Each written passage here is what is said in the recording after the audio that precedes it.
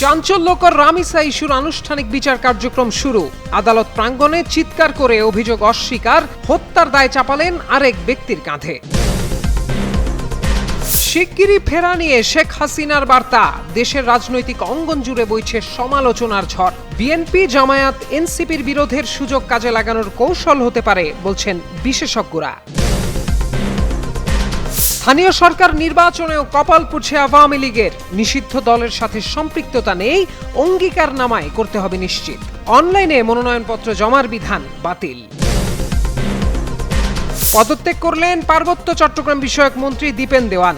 শারীরিক জটিলতায় প্রশাসনিক কাজের গতিশীলতা বজায় রাখতে এমন সিদ্ধান্ত, প্রধানমন্ত্রীর কাছে আনুষ্ঠানিকভাবে পদত্যাগপত্র জমা।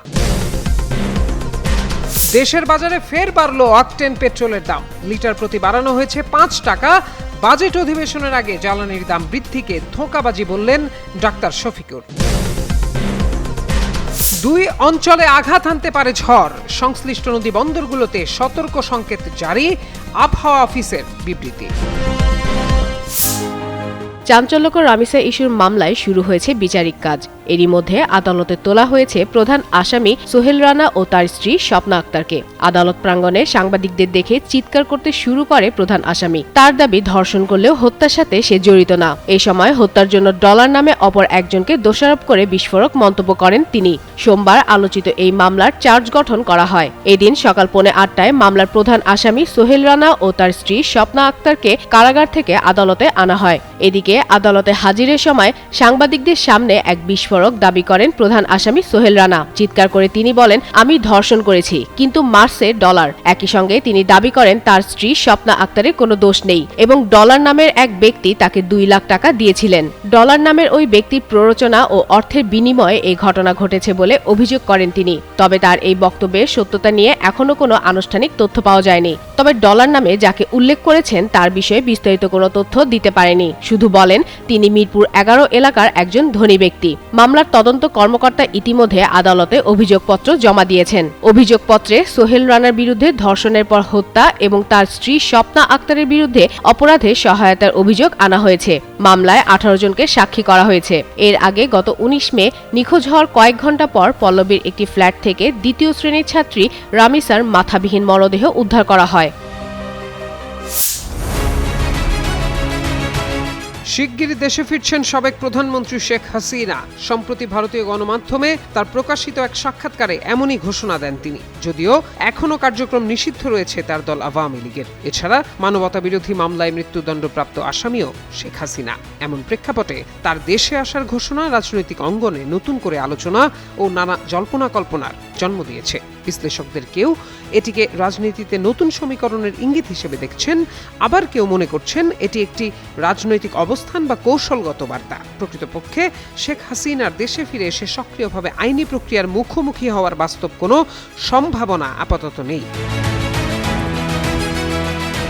অন্যদিকে বিএনপি, জামায়াতে ইসলামী ও জাতীয় নাগরিক পার্টি এনসিপি সহ বিভিন্ন রাজনৈতিক দলের নেতারা বলছেন, শুধু বিচারিক প্রক্রিয়ার মুখোমুখি হওয়ার জন্য বাংলাদেশে শেখ হাসিনাকে ফিরে আসতে হবে। কারণ যে পরিস্থিতিতে তাকে দেশ ছাড়তে হয়েছিল সেটি ছিল ব্যাপক জন অসন্তোষ ও গণপ্রতিরোধের প্রেক্ষাপট। ফলে এখন তার দেশে ফিরে রাজনীতি করার বাস্তবতা নেই। যদিও আওয়ামী লীগ নেতাদের দাবি, শেখ হাসিনার দেশে ফেরার প্রশ্নে মামলা বা বিচারিক প্রক্রিয়া কোনো বাধা নয়, কারণ অতীতেও তিনি নানা প্রতিকূলতা অতিক্রম করেই দেশে ফিরেছেন। এবারও রাজনৈতিকভাবে থামিয়ে রাখা সম্ভব হবে না। ঢাকা বিশ্ববিদ্যালয়ের রাষ্ট্রবিজ্ঞান বিভাগের অধ্যাপক ডক্টর মোহাম্মদ আইনুল ইসলাম বলেন, শেখ হাসিনার এই বক্তব্যের বিষয়টিকে দুভাবে ব্যাখ্যা করা যায়। প্রথমত, জুলাইয়ের গণ অভ্যুত্থানের সময় যে বৃহত্তর রাজনৈতিক ঐক্য গড়ে উঠেছিল এবং যার ফলে শেখ হাসিনাকে ক্ষমতা ছেড়ে দেশ ত্যাগ করতে হয়েছিল, সেই শক্তিগুলোর মধ্যে বর্তমানে কিছুটা অনৈক্য ও দূরত্ব দৃশ্যমান। বিএনপি, জামায়াত এবং এনসিপি সহ যেসব রাজনৈতিক শক্তি তখন একটি অভিন্ন অবস্থানে ছিল, তাদের মধ্যেই এখন মতপার্থক্য দেখা যাচ্ছে।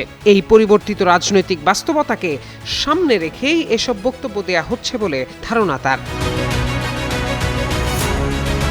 বিএনপি চেয়ারম্যানের উপদেষ্টা অ্যাডভোকেট সৈয়দ মোয়াজ্জেম হোসেন আলাল বলেন, শেখ হাসিনা দীর্ঘদিন ধরেই অসংলগ্ন ও বিতর্কিত বক্তব্য দিয়ে আসছেন। দেশের রাজনৈতিক নেতা, বুদ্ধিজীবী কিংবা বিশিষ্ট ব্যক্তিদের মধ্যে এমন কাউকে খুঁজে পাওয়া কঠিন যিনি কখনো তার বক্তব্যের লক্ষ্যবস্তু হননি। তিনি মনে করেন, ভারতেরই উচিত বন্দি বিনিময় চুক্তি মেনে তাকে বাংলাদেশে ফেরত পাঠানো। এদিকে আইনি প্রক্রিয়ার মাধ্যমে সরকার হাসিনাকে ফেরত চায় বলে মন্তব্য করেছেন স্বরাষ্ট্রমন্ত্রী সালাহউদ্দিন আহমদ। বৃহস্পতিবার স্বরাষ্ট্র মন্ত্রণালয়ে এক প্রেস ব্রিফিংয়ে একজন সাংবাদিকের প্রশ্নের জবাবে তিনি বলেন, পররাষ্ট্র মন্ত্রণালয়ের মাধ্যমে আমরা অনুরোধ করেছি, প্রত্যর্পণ চুক্তি অনুসারেও অনুরোধ করা হয়েছে। সরকার চায় শেখ হাসিনা মামলা ফেস করুক।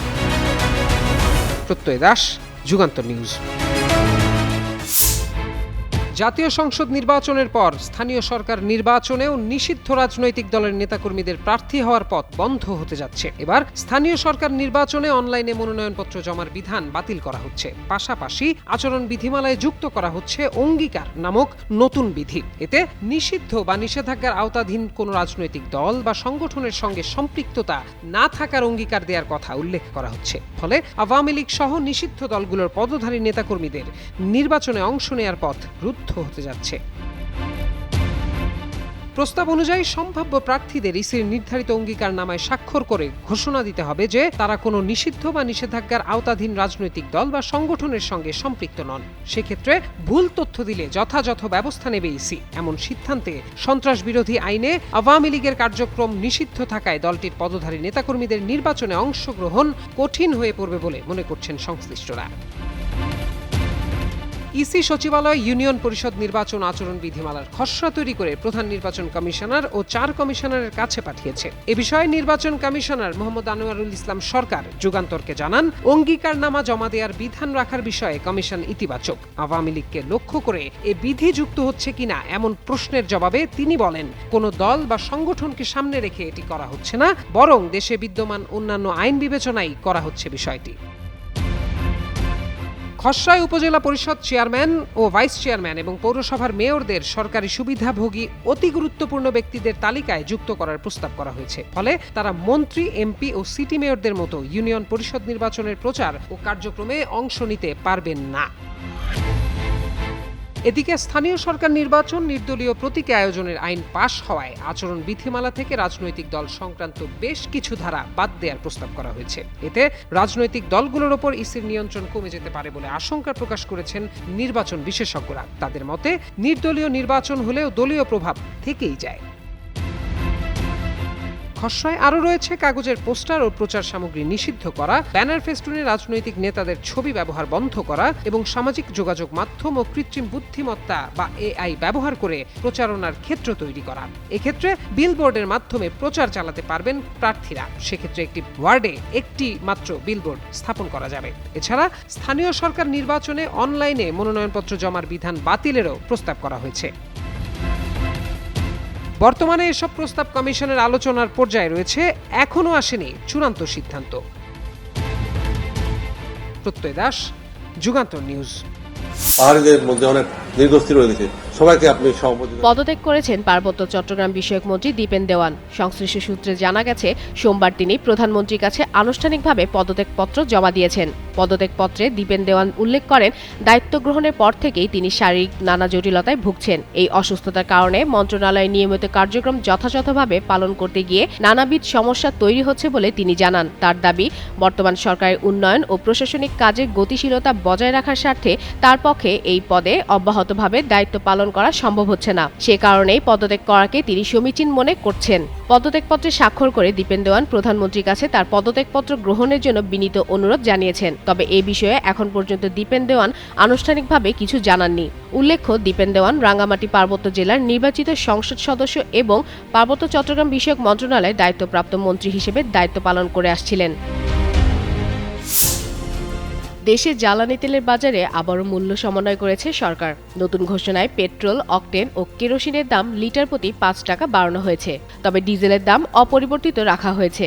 রোববার জ্বালানি বিভাগের এক সংবাদ বিজ্ঞপ্তিতে এই তথ্য জানানো হয়। নতুন মূল্য 1 জুন থেকে কার্যকর হয়েছে। নতুন নির্ধারিত দর অনুযায়ী ভোক্তা পর্যায়ে প্রতি লিটার ডিজেল 115 টাকায় বিক্রি হচ্ছে। অকটেনের নতুন দাম নির্ধারণ করা হয়েছে ১৪৫ টাকা, পেট্রোল ১৪০ টাকা এবং কেরোসিন ১৩৫ টাকা লিটার। ফলে এসব জ্বালানি ব্যবহারকারী গ্রাহকদের আগের তুলনায় বেশি খরচ করতে হবে। জ্বালানি বিভাগ জানিয়েছে, আন্তর্জাতিক বাজারে জ্বালানি তেলের দামের ওঠানামার সঙ্গে সামঞ্জস্য রাখতে দেশীয় বাজারে এই মূল্য সমন্বয় করা হয়েছে। সংশ্লিষ্টরা বলছেন, বিশ্ববাজারে পরিস্থিতি বিবেচনায় নিয়ে প্রতি মাসে জ্বালানি তেলের দাম পর্যালোচনা করা হচ্ছে। এর আগে গত ৩০ এপ্রিলও জ্বালানি তেলের দাম সমন্বয় করা হয়েছিল। নতুন মূল্য কার্যকর হওয়ার ফলে পরিবহন খাতসহ বিভিন্ন খাতে এর প্রভাব পড়তে পারে বলে ধারণা করা হচ্ছে। এক সপ্তাহের ব্যবধানে বাজেট অধিবেশন শুরু হতে যাচ্ছে।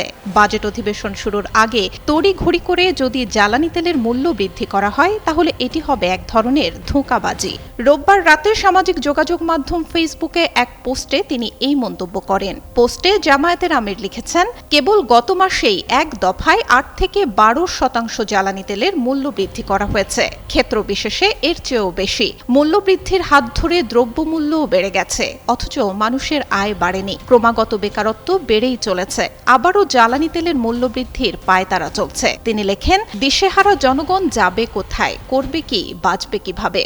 অথচ সরকার আশ্বস্ত করেছিল অন্তত এই মাসে জ্বালানি তেলের মূল্যবৃদ্ধি করা হবে না। যদি এমন কোনো সিদ্ধান্ত নেওয়া হয়, নিঃসন্দেহে এটি হবে জনস্বার্থ বিরোধী। এর আগে জ্বালানি তেলের দাম বাড়িয়ে রোববার রাতে জ্বালানি ও খনিজ সম্পদ বিভাগ থেকে প্রজ্ঞাপন জারি করা হয়। এতে ডিজেল ছাড়া অকটেন, পেট্রোল ও কেরোসিনের দাম লিটারে বাড়ল ৫ টাকা। আজ থেকে কার্যকর এই দাম। ঢাকাসহ দেশের বিভিন্ন অঞ্চলে আজও তাপপ্রবাহের অস্বস্তি অব্যাহত থাকতে পারে। তাপমাত্রা খুব বেশি না বাড়লেও বাতাসে আর্দ্রতার পরিমাণ বেশি থাকায় গরম আরও বেশি অনুভূত হতে পারে বলে জানিয়েছে বাংলাদেশ আবহাওয়া অধিদপ্তর। আরও জানানো হয়েছে, রাজধানীতে আজ দিনের তাপমাত্রা প্রায় অপরিবর্তিত থাকতে পারে। আবহাওয়া অফিসের তথ্য মতে সোমবার সকাল ৬টায় ঢাকার তাপমাত্রা ছিল ২৮.৬ ডিগ্রি সেলসিয়াস। দিনের সর্বনিম্ন তাপমাত্রা রেকর্ড করা হয়েছে ২৮.৩ ডিগ্রি সেলসিয়াস। রোববার রাজধানীর সর্বোচ্চ তাপমাত্রা ছিল ৩৬.৪ ডিগ্রি সেলসিয়াস। সকাল ৭টা থেকে পরবর্তী ৬ ঘন্টার পূর্বাভাসে বলা হয়েছে, দুপুর পর্যন্ত ঢাকার আকাশ আংশিক মেঘলা থাকতে পারে, তবে আবহাওয়া প্রধানত শুষ্ক থাকার সম্ভাবনাই বেশি। এদিকে দেশের ২ অঞ্চলে ঝড় বৃষ্টির আভাস দিয়েছে আবহাওয়া অধিদপ্তর। সোমবার সকাল ৮টা থেকে সন্ধ্যা ৬টা পর্যন্ত কার্যকর বিশেষ সতর্কবার্তায় বলা হয়েছে, চট্টগ্রাম ও কক্সবাজার অঞ্চলের ওপর দিয়ে পশ্চিম অথবা উত্তর পশ্চিম দিক থেকে ঘন্টায় ৪৫ থেকে ৬০ কিলোমিটার বেগে দমকা বা ঝড়ো হাওয়া সহ অস্থায়ীভাবে বৃষ্টি কিংবা বজ্রবৃষ্টি হতে পারে। এই পরিস্থিতিতে সংশ্লিষ্ট এলাকার অভ্যন্তরীণ নদীবন্দরগুলোকে ১ নম্বর সতর্ক সংকেত দেখিয়ে যেতে বলা হয়েছে। আবহাওয়া অধিদপ্তর জানিয়েছে, ঝড়ো হওয়ার সম্ভাবনা থাকায় নৌযানগুলোকে সতর্কতার সঙ্গে চলাচল করতে হবে।